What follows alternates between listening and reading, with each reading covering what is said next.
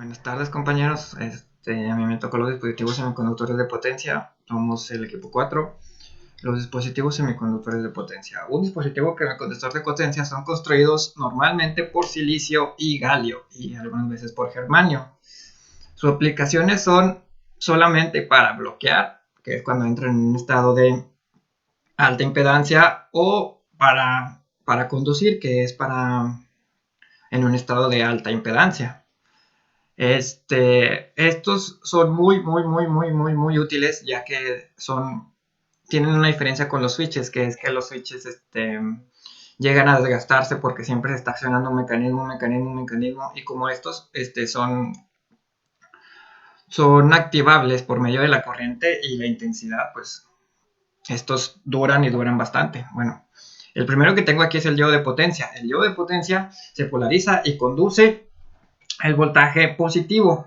La juntura, que es la que tenemos aquí, se mantiene polarizada conduciendo la corriente positiva. El tiristor SCR permite bloquear voltajes positivos y negativos y tiene una compuerta de control que permite encender el dispositivo. Este dispositivo es semicontrolado, o sea que no se puede apagar así, literalmente no. El triac permite bloquear también voltajes positivos y negativos. Conduce corriente en ambos sentidos. Tiene una compuerta de control que permite encender el dispositivo de conducción y también es semicontrolado. El GTO. Aquí tenemos su configuración, su símbolo y su característica ideal. El GTO permite bloquear voltajes positivos asimétricos, o sea que se dirigen hacia un solo sentido, y pues también negativos, o sea, asimétricos. Conduce corrientes en un solo sentido, como ya lo dije. Tiene una compuerta de control que permite apagar y encender el dispositivo, o sea que sí es controlado. Aquí tenemos el IGCST, su símbolo es empaquetamiento. El MOSFET es su símbolo, su característica y su empaquetamiento también. Tenemos aquí el IGBT, símbolo, su característica y su empaquetamiento. Aquí tenemos las aplicaciones de algunos, donde, pues, por ejemplo, se puede usar para microondas, para lavadoras, para automóviles eléctricos, para algunos robots, sin mencionar los motores. Y aquí se clasifica a través de su potencia. Aquí tenemos un cuadro comparativo de algunos de ellos, con su símbolo, el máximo voltaje, su máxima corriente, algunas características, o sea, algunas ventajas que tiene cada uno de ellos, un ejemplo, y pues aquí vienen otros datos. Y aquí tenemos la evolución desde donde empezó, que viene desde el diodo, y luego después viene el tiristor, el MOSFET, el BJT, el GTO, el IC, y así que vienen los nuevos materiales nuevos, que son los que mencioné al principio, que son los del silicio y los del galio. Por mi parte sería todo. Como introducción a la electrónica de potencia, es importante tocar el tema de la terminología y principios de operación de la familia de los tiristores de potencia.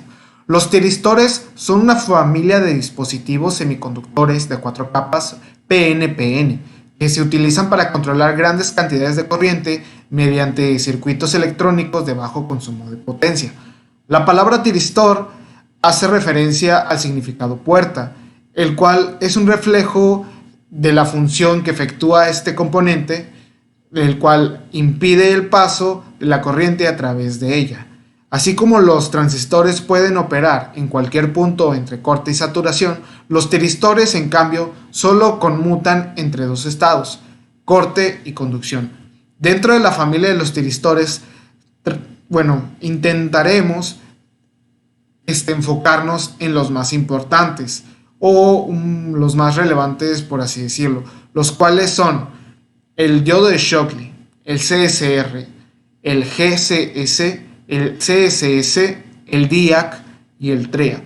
Iniciaremos con la introducción al Shockley. El diodo Shockley es un tiristor con dos terminales ánodo y cátodo. Está constituido por 4 capas semiconductoras que forman una estructura PNPN. Actúa como un interruptor, ya que está abierto hasta que la tensión directa aplicada alcanza un cierto valor. Entonces se cierra y permite la conducción. La conducción es continua hasta que la corriente se reduce por debajo de un valor específico de corriente de mantenimiento. Características de tensión contra intensidad. Bueno, para los valores negativos del voltaje aplicado, como un diodo, solo se habrá una corriente muy pequeña hasta que se alcance la tensión de ruptura, o el VRB. Bueno, en polarización positiva, se impide el paso de corriente hasta que se alcanza el valor de tensión VBO. Una vez alcanzado este punto, el diodo entra en conducción. Su tensión disminuye hasta menos de 1 voltio y la corriente que pasa es limitada en la práctica por los componentes externos. La conducción continuará hasta que de algún modo la corriente se reduzca por debajo de la corriente de mantenimiento. La corriente que puede atravesar el dispositivo en polarización directa tiene un límite impuesto por el propio componente de corriente máxima, que si se supera llevará a la destrucción del mismo componente.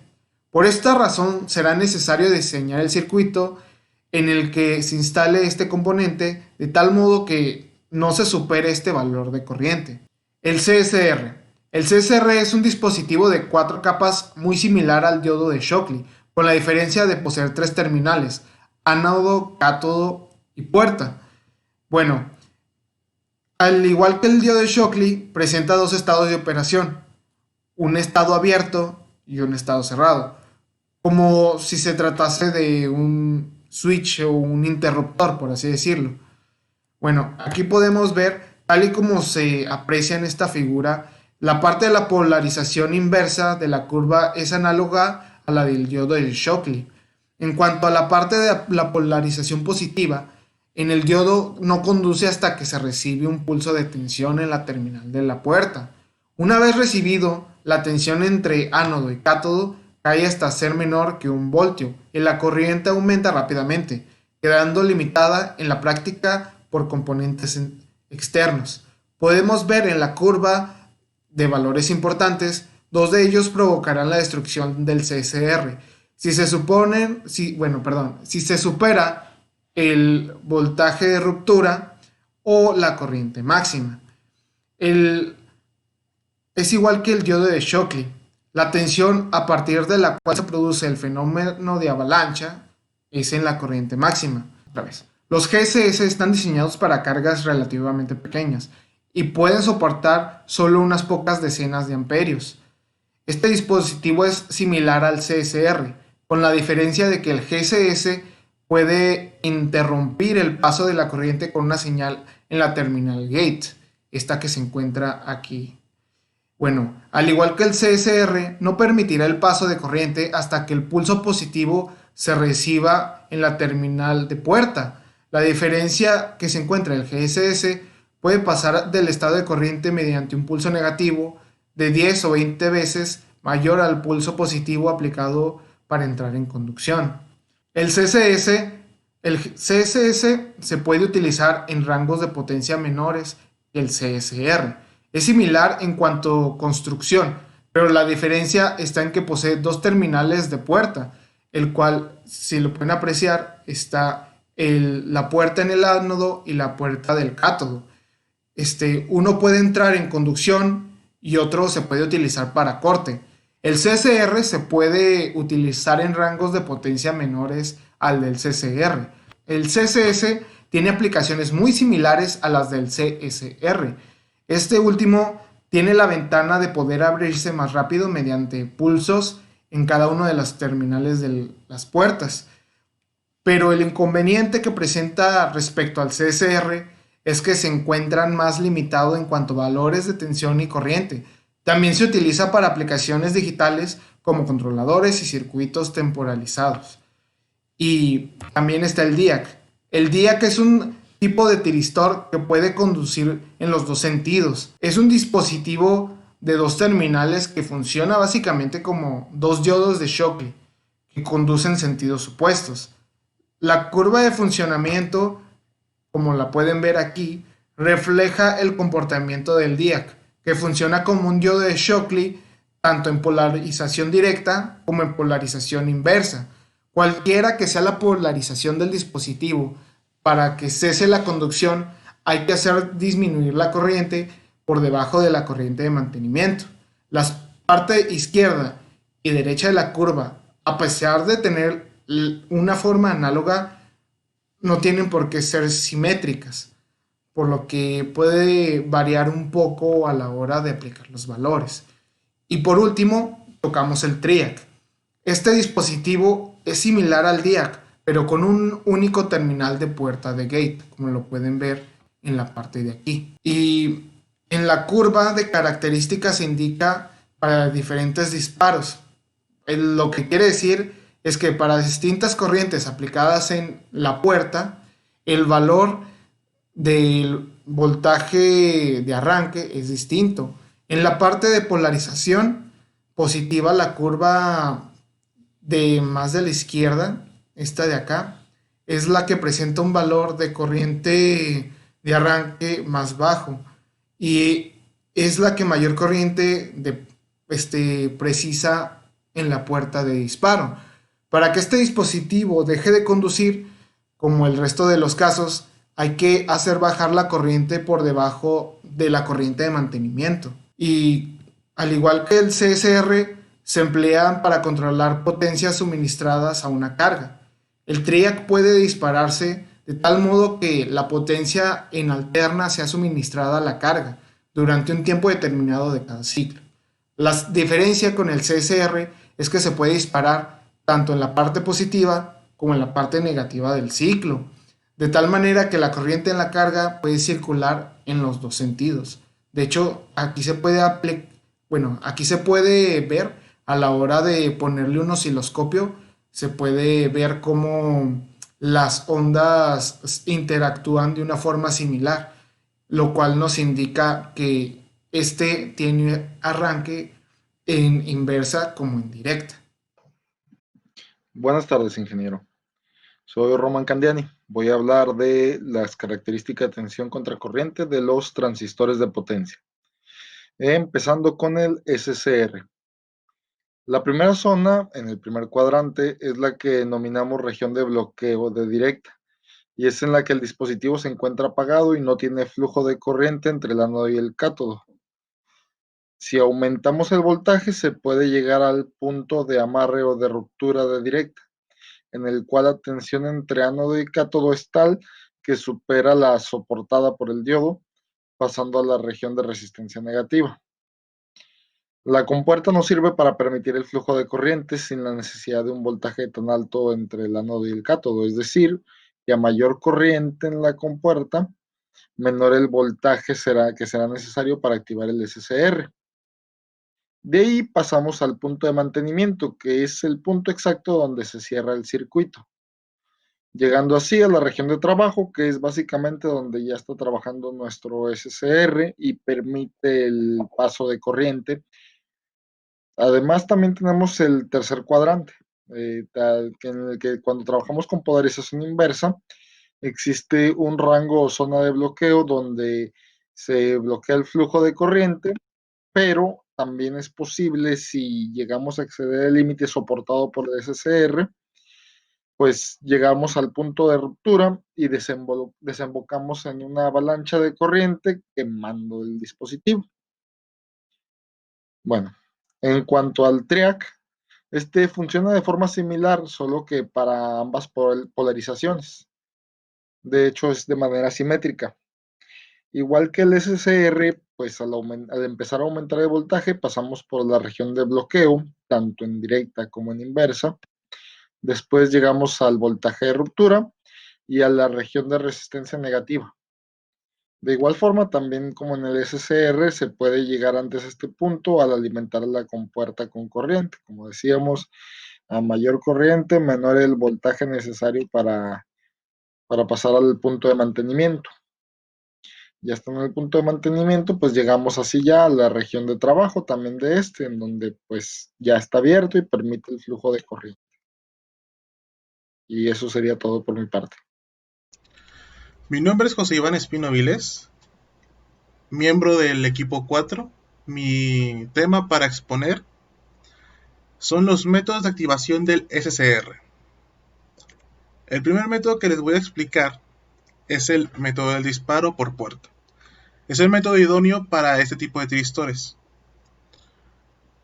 El tiristor está conformado por ánodo, cátodo y puerta, o gate en inglés. El método de disparo es mediante un circuito conectado. Hay un circuito de disparo accionado por la propia frecuencia de voltaje del circuito. Mínima de 0.6 volts a 0.8 volts. Al ser accionado ese circuito de disparo hacia la puerta o gate, el tiristor se cerrará. Si se deja de activar ese circuito, permanecerá cerrado hasta que se desactive el voltaje.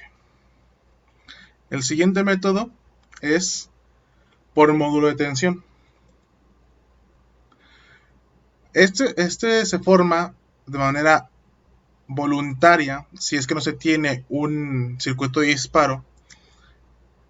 Es un método que es almacenar grandes cantidades de voltaje y soltarlas en un solo golpe. Es similar al alto voltaje, pero este se almacena con un almacenador de voltaje, como sería un capacitor. El tercero sería el disparo por gradiente de tensión.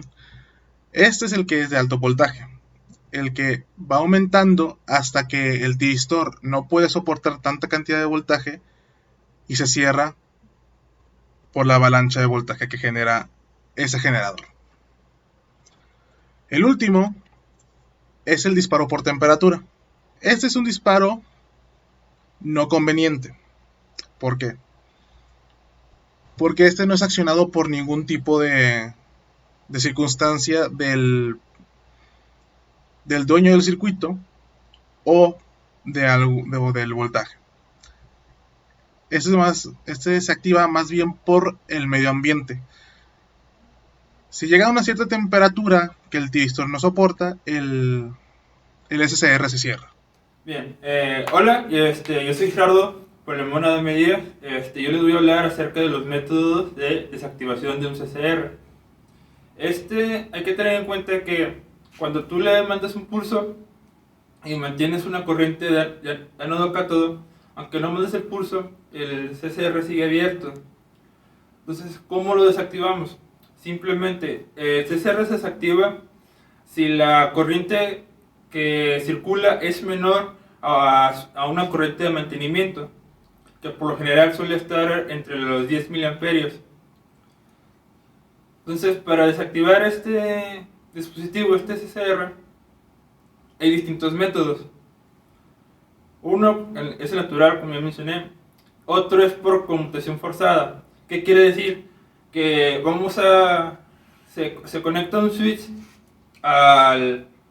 de abajo del circuito donde está el CCR para reducir su corriente. Hay otro que es conectarle un switch en paralelo al CCR, que esto lo que va a hacer va a disminuir su corriente. Por lo tanto, la corriente que circula ánodo a cátodo del CCR va a ser menor a la corriente de mantenimiento. Otro método para desactivar el CCR es haciendo que circule una pequeña corriente contraria a la que está circulando ánodo a cátodo, para que la resta haga una reducción de corriente y el CCR se desactive. Esto se hace mediante un pulso con un JT o alguna fuente de poder conectada a la inversa y un switch. Yo les voy a hablar de las formas o métodos de activación del tiristor triac. La relación del circuito entre la fuente del voltaje, el triac y la carga representan la razón de ser de los dispositivos de conmutación de potencia. La corriente promedio entregada a la carga puede variarse alterando la cantidad de tiempo por ciclo del triac. Si permanece una pequeña parte de tiempo encendido, entonces el flujo será, o los ciclos serán pequeños. En cambio, si permanece durante una parte más grande del ciclo, entonces la corriente será más alta. El triac un triac no limita los ciclos a 180.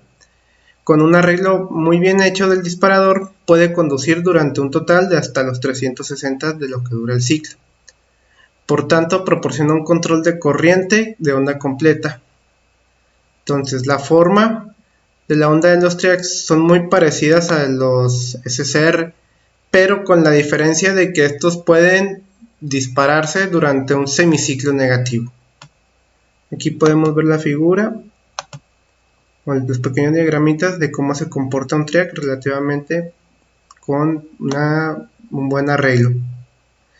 Y para esto existen hay un gran número de cosas o de prácticas que podemos realizar con los triac, pero para eso tenemos que hacer los cálculos o de acuerdo a la aplicación que les vayamos a usar. Y tenemos dos aplicaciones básicas o generalizadas de lo que puede hacer lo que es el triac. Tenemos el disparo con corriente directa y el disparo con corriente alterna. Vamos a ver el disparo con corriente directa. En este caso, la tensión de disparo proviene de una fuente de tensión continua aplicada al triac a través de una resistencia que limita la corriente. En este sistema de disparo es normalmente empleado en los circuitos electrónicos de alimentación por tensiones continuas, cuya función sea la de controlar una corriente a partir de determinada señal de excitación, que generalmente origina un transductor de cualquier otro tipo. Aquí se ve en el diagramita como un pequeño diagrama,